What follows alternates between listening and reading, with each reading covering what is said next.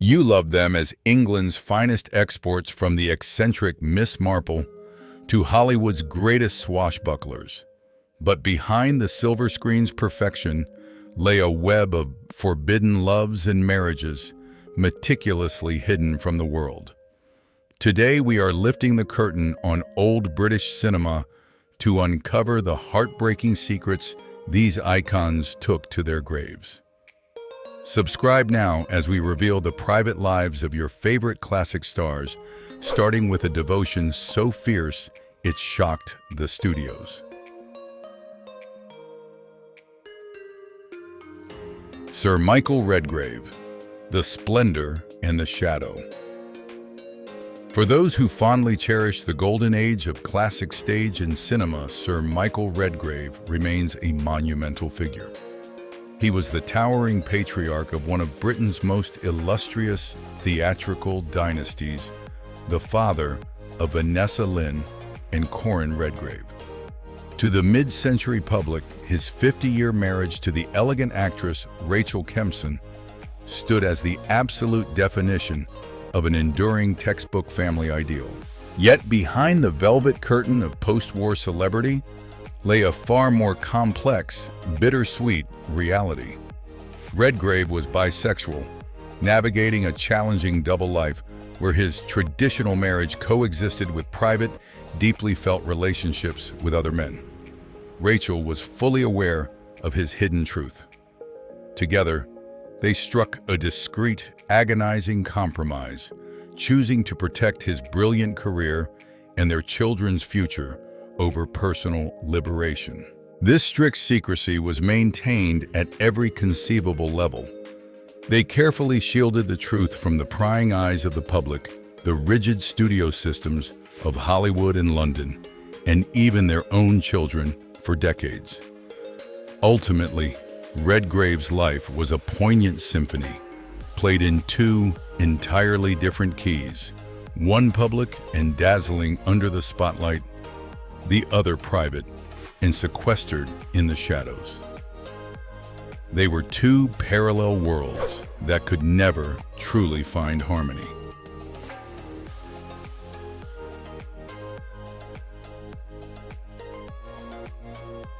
Dirk Bogarde, the matinee idol and his lifelong secret. During the cinematic golden era of the 1950s and 1960s, Dirk Bogarde reigned supreme as Britain's ultimate silver screen heartthrob. The dashing actor was constantly inundated with massive mountains of passionate fan mail from millions of adoring women. These devoted fans genuinely believed the handsome star was a lonely bachelor, simply waiting to cross paths with the love of his life. The private reality, however, was vastly different. From 1947 until death separated them, in 1988, Bogarde shared a deeply devoted lifelong partnership with his manager Tony Forwood. This absolute concealment was a calculated necessity. During the peak of his career, draconian British laws treated homosexuality as a severe criminal offense. Yet even long after decriminalization arrived, Bogarde stubbornly chose to maintain his silence. In his numerous brilliantly written memoirs, he willingly shared intimate details about almost every aspect of his journey, except the singular central truth of his existence. For Bogarde, the lifelong habit of hiding had ultimately become permanently woven into the very fabric of his being.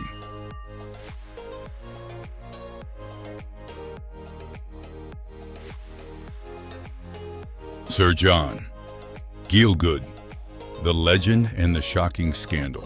For generations of theatergoers, Sir John Gielgud was revered as an irreplaceable British national treasure.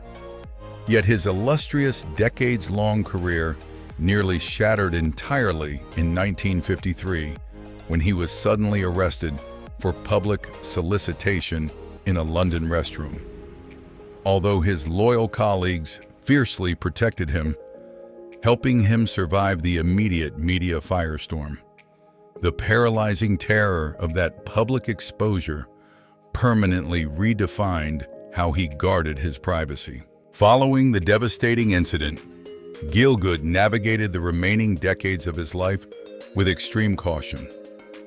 His deeply committed, nearly 30-year relationship with his partner, Martin Hensler, was routinely described by the era's press using coded, delicately ambiguous euphemisms like companion. It was only well after his death in 2000 that biographers fully documented his private life, revealing the complex portrait of a monumental artist who had ultimately adopted absolute concealment as the default posture of his existence.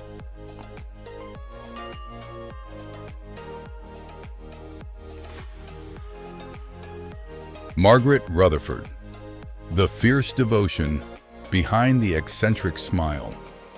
To fans of classic cinema, Dame Margaret Rutherford was the embodiment of British eccentric charm, most notably as the definitive Miss Marple.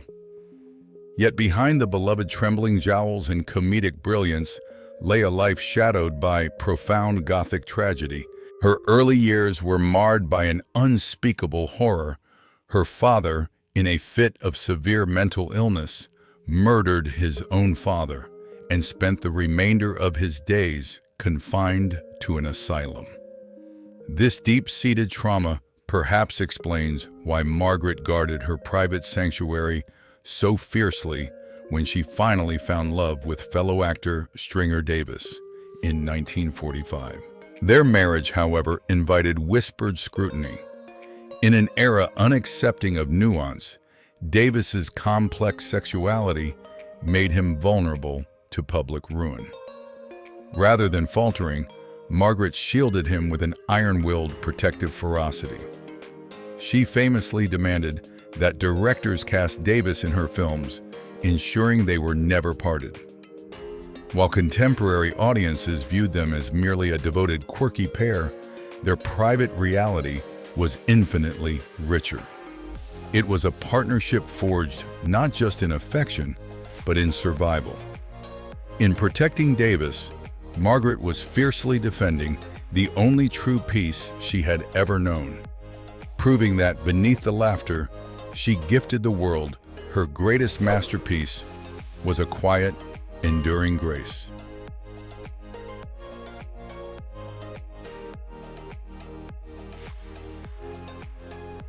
Charles Laughton, Hollywood's bravest open secret to the public. Charles Laughton was a towering titan of the silver screen, earning an Oscar for his larger-than-life presence. Yet off-camera, he lived a double life fraught with profound, silent anguish.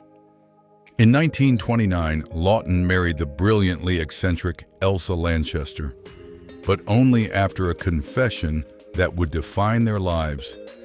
He was a gay man living in an era that criminalized his very existence. While the world viewed them as a sophisticated Hollywood couple, their union was actually a remarkably honest, albeit painful, covenant. In her candid posthumous memoir, Lanchester lifted the veil on their 30-year marriage, exposing the heavy emotional toll of maintaining a public fiction. They shared no children, but they shared a deep, enduring, artistic soul. Their marriage survived decades of whispered humiliations and the relentless pressure of a deeply homophobic studio system. It wasn't a traditional romance, but rather a fierce protective partnership built on mutual respect and survival. In the end, their bond outlasted the glitz of Tinseltown, proving that their unconventional devotion was perhaps the most authentic performance of Laughton's life.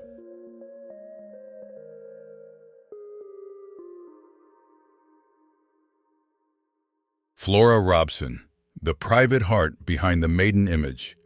To the theater-going public, Dame Flora Robson was the ultimate spinster, a fiercely dedicated artist who seemingly sacrificed domestic bliss for the majesty of the stage. Her towering performances, from regal queens to tragic matriarchs left audiences spellbound, believing she lived a life wholly solitary and devoted only to her craft. Yet behind her carefully guarded public persona lay a deeply nuanced, emotional world. While official records show she never married, Flora's private life was far from empty. It was rich with profound, enduring attachments to other women within her theatrical circles. Living in an era when society demanded strict conformity, Flora protected her private sanctuary with absolute devotion, resolutely deflecting any intrusion into her personal affairs. She took her secrets with her, leaving behind an enigmatic legacy that remains beautifully unsolved. For Flora, her greatest act of defiance was not on the stage, but in the quiet, dignified manner with which she loved proving that a life lived outside the conventional mold could still be full of grace, passion, and enduring devotion.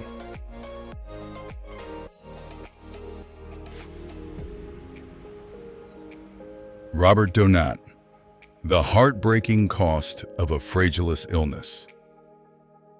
To the millions captivated by his Oscar-winning performance in Goodbye, Mr. Chips, Robert Donat was the epitome of gentle romance and cinematic grace. Yet beneath that breathtakingly smooth voice lay a devastating lifelong battle with chronic, severe asthma. While contemporary audiences knew he was plagued by fragile health, few understood how deeply his illness ravaged his personal sanctuary. Donat's physical frailty cast a long, tragic shadow over his domestic life. Though he married twice, the unpredictable and suffocating nature of his condition made it impossible for him to be the stable, present husband he desperately wished to be. He was frequently forced into isolation, away from the warmth of family, just to breathe. In a golden era of Hollywood that demanded flawless, indestructible leading men, Donat was forced to hide his debilitating limitations. His secrecy was never an act of deception, but rather a heartbreaking shield against a world that possessed no language of sympathy for chronic illness. In the end, his life was a testament to a quiet, heroic resilience, proving that his greatest performance was simply summoning the breath to create the timeless art we still cherish today.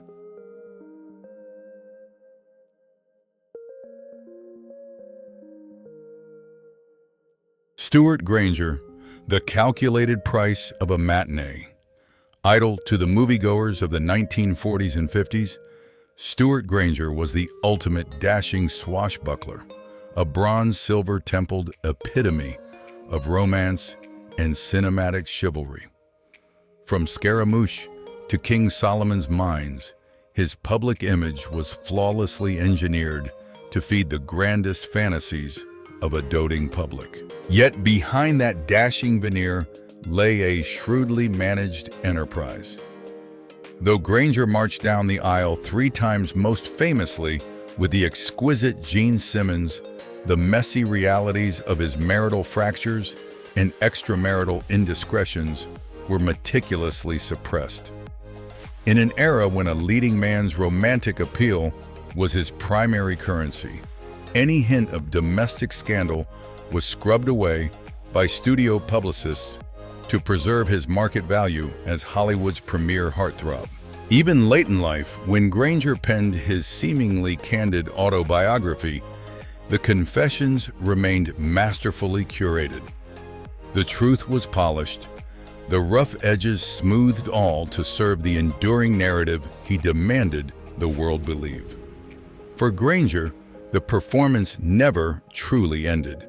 His greatest role was maintaining the illusion of the romantic hero, proving that in old Hollywood glamour was often a beautifully calculated mask.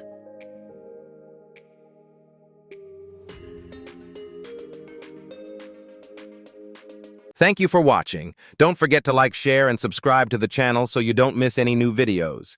See you in the next one.